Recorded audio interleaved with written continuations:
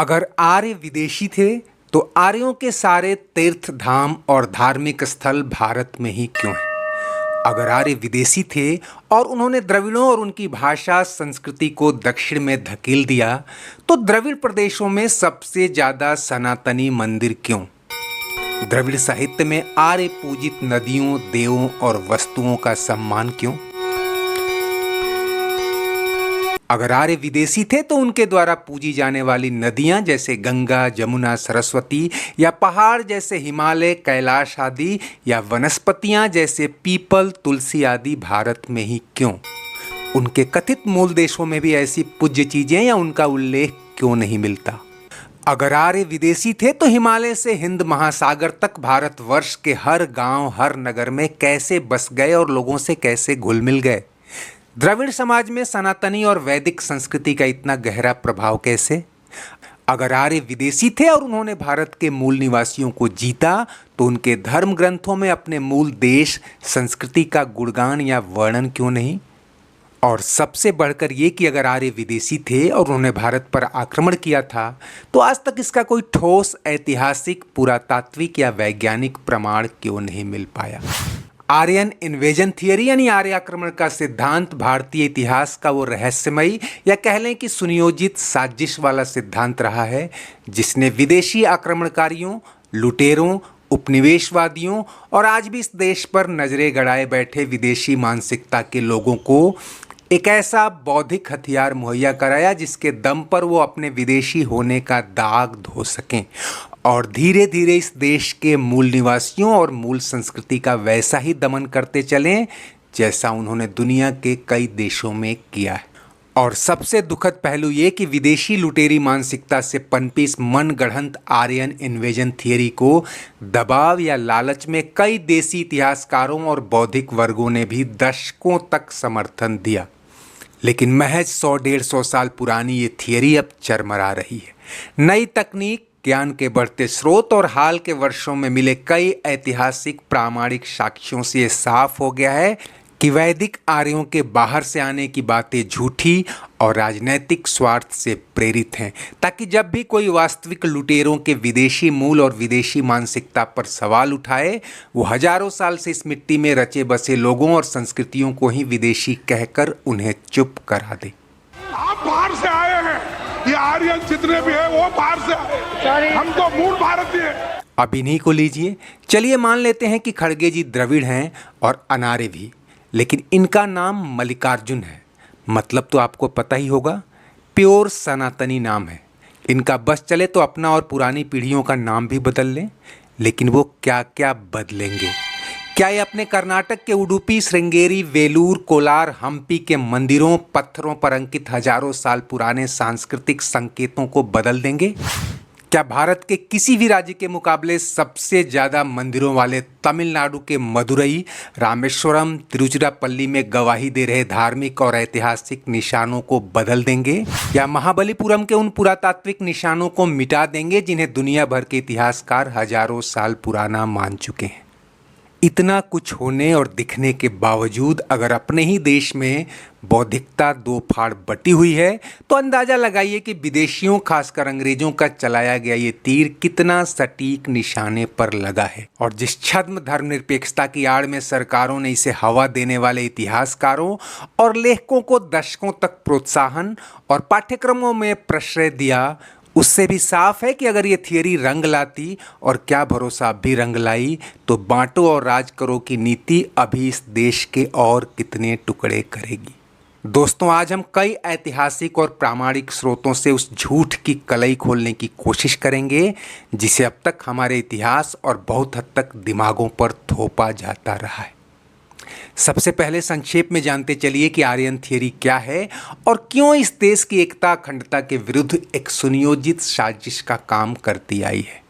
एक लाइन में कहें तो ये अंग्रेजी शासकों और उनके इशारों पर यूरोपियन विद्वानों द्वारा 19वीं सदी में फैलाई गई विचारधारा है कि भारत में वैदिक और सनातनी हिंदू संस्कृति के लोग यहाँ के मूल निवासी नहीं, बल्कि 1500 ईसा पूर्व यूरोप या सेंट्रल एशिया से यहाँ आए यहाँ के मूल निवासी द्रविड़ों को दक्षिण भारत तक सीमित कर दिया और पूरे देश में अपनी संस्कृत भाषा और वैदिक संस्कृति को थोपते चले गए।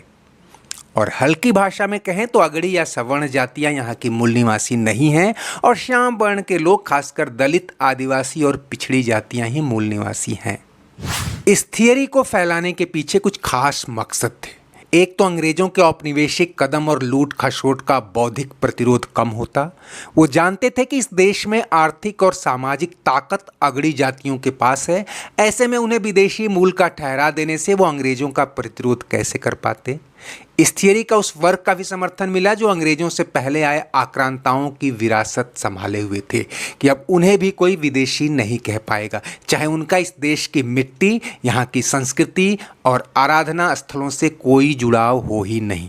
सबसे बढ़कर इस थियरी से पिछड़े हिंदुओं, खासकर दलितों और आदिवासियों के कन्वर्जन को बढ़ावा मिलता और उन्हें अपने ही देश के लोगों से लड़ा भिड़ा कर रखने में मदद मिलती। एक ऐतिहासिक सिद्धांत के तौर पर आर्यन इन्वेजन थियरी की उम्र 100-150 साल से ज़्यादा नहीं है, जबकि इसकी जड़ें हद से हद 200-400 साल पुरानी हैं। हालांकि इसे प्रचारित करने में 19वीं सदी के ब्रिटिश प्रशासक व विद्वान लॉर्ड मैकाले और जर्मन विद्वान मैक्स मूलर का बड़ा योगदान माना जाता है। लेकिन इसकी शुरुआत तब हुई जब यूरोपियन विद्वानों का एक धड़ा संस्कृत और यूरोपीय भाषाओं में समानता ढूंढने लगा। 16वीं सदी में भारत आए फिलिपो ससेटी ने 1583 में 32 पत्र लिखे, जिनमें संस्कृत के कई शब्दों को इटालियन भाषा से मिलता जुलता बताया गया था। 1746 में विलियम जोन्स ने संस्कृत को मदर लैंग्वेज कह डाला।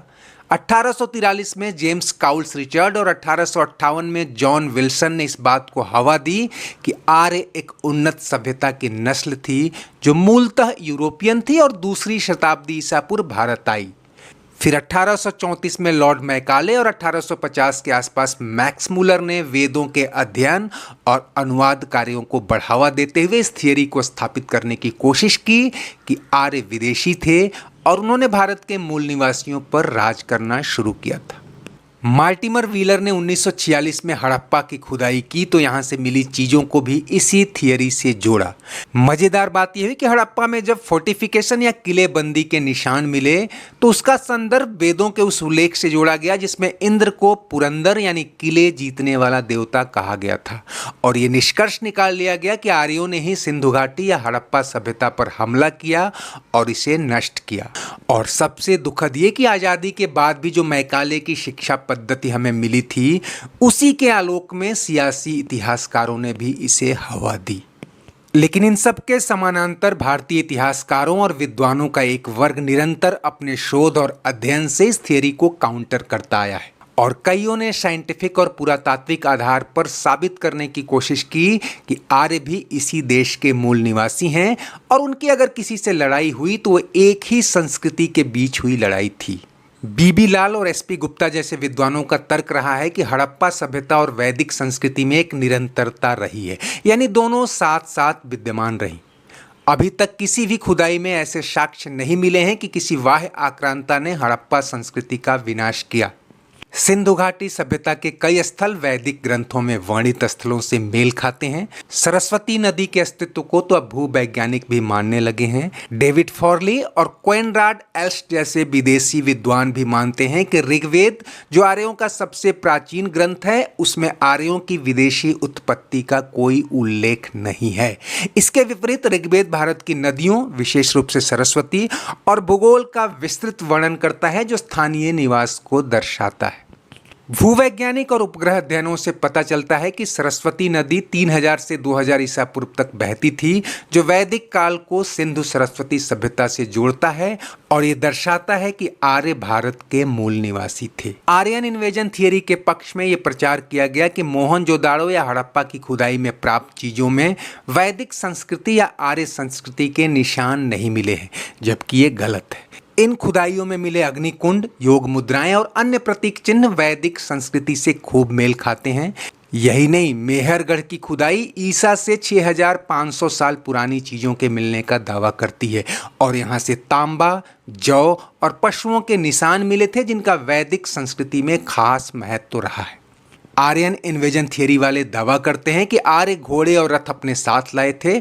उनसे पहले ये चीज़ें भारत में नहीं थी, जबकि हड़प्पा और उससे पहले के कई साइट्स की खुदाई में ये बात गलत साबित हुई थी। और पश्चिमी यूपी की सिनौली की खुदाई जो अब काफ़ी मशहूर हो चली है, वहाँ भी इस थियरी को झटका लगा और पाया गया कि यहाँ प्राचीन काल में रथ प्रचलित थे जिन्हें घोड़े खींचते थे। गुजरात के सुरकोटरा जैसे स्थलों पर घोड़े के दांत और हड्डियां मिली हैं जो ये दर्शाते हैं कि घोड़ा भारत में पहले से मौजूद था। हाल के जेनेटिक शोध जैसे 2019 में डेविड रीच और प्रोफेसर वसंत शिंदे के अध्ययन से पता चलता है कि हड़प्पा सभ्यता के लोगों और आधुनिक भारतीयों में आनुवांशिक निरंतरता है। प्रोफेसर शिंदे के नेतृत्व में राखीगढ़ से मिले पुरातात्विक अवशेषों और उनके डीएनए विश्लेषण से ये साफ हुआ है कि हड़प्पा सभ्यता के लोग ही आज के सभी भारतीयों के पूर्वज हैं, न कि कोई बाहरी आक्रमणकारी।